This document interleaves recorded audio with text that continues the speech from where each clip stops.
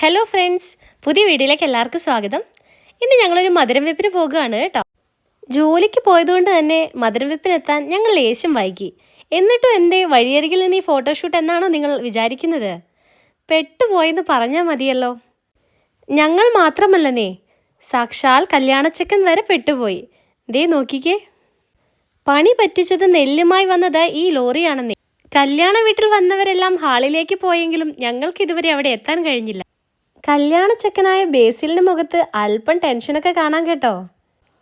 ഒത്തിരി സമയം ഒരുപാട് പേർ പരിശ്രമപ്പെട്ടു ഈ ലോറി ഒന്ന് കരയ്ക്ക് എത്തിക്കാൻ. പക്ഷെ കഴിയില്ലെന്നാണ് വിചാരിക്കുന്നത്. ഈ വളവെന്ന് കഴിഞ്ഞാൽ ഞങ്ങൾക്ക് പോകാനുള്ള സ്ഥലമായി. പക്ഷെ എന്ത് ചെയ്യാനാ, ഒരിഞ്ച് സ്ഥലം പോലും അവിടെ ബാക്കിയില്ല. ചില അത്യാവശ്യ നേരങ്ങളിൽ നമുക്കും സംഭവിക്കാറില്ലേ ഇങ്ങനെയൊക്കെ.